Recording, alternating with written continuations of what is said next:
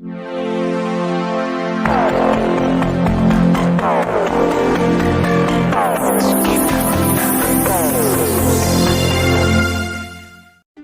आप देख रहे हैं जनमंच खबर हिंद मोर्चा का ज्वाइंट एडवेंचर, जिसमें अलग अलग विषयों पर चर्चा होती है किसी क्षेत्र विशेष की समस्याओं को देखने के लिए।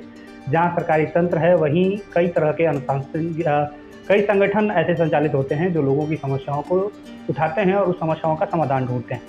वर्तमान समय में महाराजगंज जनपद की एक ज्वलंत समस्या जो कि टोल प्लाजा के रूप में उभरी है और जिसको लेकर समय समय पर आवाज़ उठाई जा रही है, इसी आवाज़ को सिटीजन फोरम महाराजगंज ने उठाया है और फ्रेम में आपके साथ दिख रहे हैं सिटीजन फोरम के अध्यक्ष। इनसे जानते हैं कि क्या समस्याएं हैं और बेसिक नियमावली क्या है किसी जगह पे टोल प्लाजा को खोलने की और उसको संचालित करने की, क्या होना चाहिए और क्या नहीं होना चाहिए और इनकी मांगें क्या हैं, जिसको लेकर यह इस मुद्दे को सामाजिक तौर पर उठा रहे हैं जिससे कि जनता को लाभ से स्वागत होता है। टोल प्लाजा जो संचालित बिटौली के पास हो रहा है वो सबसे पहले तो वो नियम विरुद्ध है।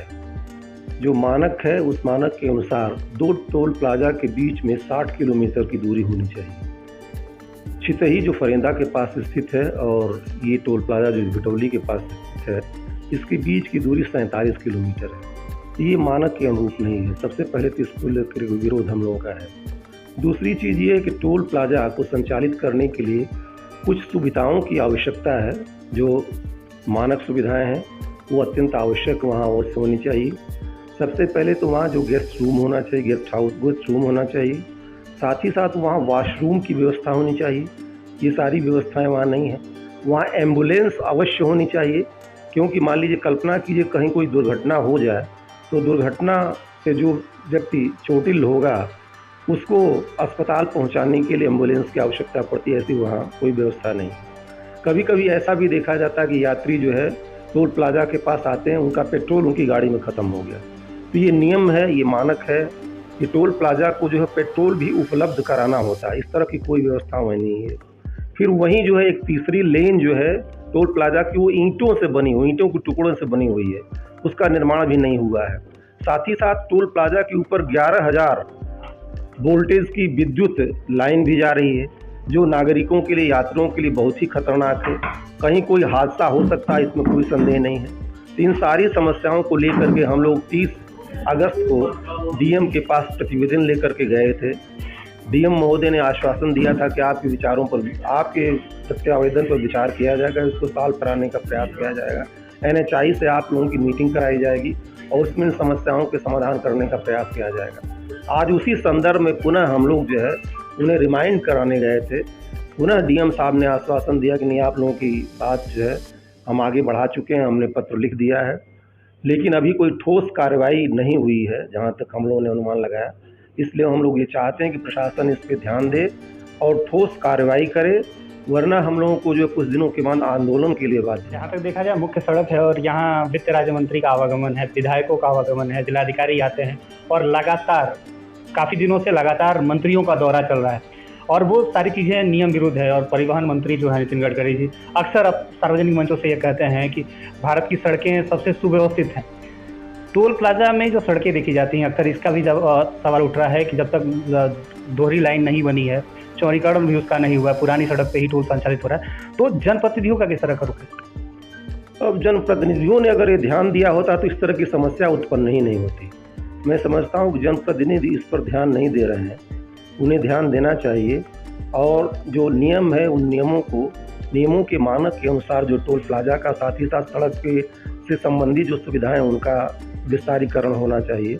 लेकिन मैं देखता हूं कि संभवतः जनप्रतिनिधियों ने इस पर समुचित ध्यान नहीं दिया। मैं तो यही कहना चाहूँगा। एक आरोप ये भी लगता है कि आज के वर्तमान समय में वर्तमान सरकार जो है वो पूंजीपतियों के साथ चलती है और टोल प्लाजा संचालन के पीछे भी कुछ पूंजीपतियों का हाथ होता है। एक नागरिक के तौर पर, एक आम जनमानस के तौर पर हम इन समस्याओं से कैसे लड़ सकते हैं? एक छोटी सी समस्या नहीं, इसके लिए तो इन समस्याओं के निराकरण के लिए तो जन चेतना का होना अत्यंत आवश्यक है। निश्चित रूप से टोल जो टैक्स के रूप में वसूला जा रहा है वो काफ़ी ज़्यादा है और जो लोकल निवासी हैं उन्हें इससे छूट मिलनी चाहिए। अनेक जगहों पर छूट मिली हुई है। हम लोग भी चाहेंगे अगर टोल संचालित ही होता है तो सुविधाएं प्रोवाइड की जाएं और साथ ही साथ स्थानीय नागरिकों को छूट प्रदान की जाए ताकि उनको राहत मिल सके। सामान्य जन जो बहुत टोल देने की स्थिति में नहीं है उनको राहत मिलेगा। और जिन लोगों की गाड़ियाँ फ्रिक्वेंटली आती जाती हैं उनके लिए तो अत्यंत आवश्यक है कि उनको जो है टोल से जो है राहत दिया जाए। तो ये तो टोल प्लाजा की समस्या है। आपका जो सिटीजन फोरम है और किन सारे विषयों पर काम करता है? नहीं, हमारा सिटीजन फोरम वस्तुतः जो महाराजगंज नगर और महाराजगंज जिले के विकास के लिए संकल्प है। हम लोग विभिन्न योजनाओं के माध्यम से जो है जन चेतना जागृत करने का प्रयास करते हैं और साथ ही साथ जो है जिले के विकास के लिए योजनाओं को तैयार करना, उसके क्रियान्वयन के लिए हम लोग विभिन्न माध्यमों से प्रयास करते हैं। जैसे अभी विगत दिनों हम लोगों ने, हमारी संस्था ने कोविड टीकाकरण के क्षेत्र में बहुत ही महत्वपूर्ण कार्य किया है। बागापार न्याय पंचायत को पूर्ण रूप से टीकाकृत करने के लिए काफ़ी सराहनीय प्रयास किया गया हमारी संस्था की ओर से। हमारे संस्था के अनेक पदाधिकारियों ने व्यक्तिगत रूप से रुचि लेकर के जन जागरूकता फैलाया और प्रशासन से मिल करके लगभग 100% टीकाकरण कराने का प्रयास किया उस न्याय पंचायत में।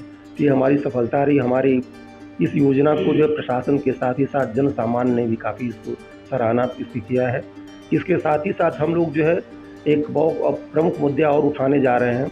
जैसे जो चांदकी घाट का जो पुल है उसका अप्रोच नहीं बना है। अप्रोच न बनने से जो वस्तुतः नौतनवा सोनौली की दूरी काफ़ी बढ़ जाती है। उसके बीच में इसको संचालित करने के लिए कुछ व्यवधान उत्पन्न हो रहे हैं, तो हम लोग शासन प्रशासन से मिल करके उस व्यवधान को दूर कराने का प्रयास करेंगे। और यदि नहीं इस कार्य में हमें सफलता मिलती है तो इसके लिए जैसे चांदकी घाट के पुल निर्माण के लिए जन आंदोलन चलाया गया था, तो स्थानीय निवासियों को मिला करके उनकी सक्रियता के आधार पर आंदोलन भी कराने का प्रयास किया जाएगा। यही हमारी योजना है।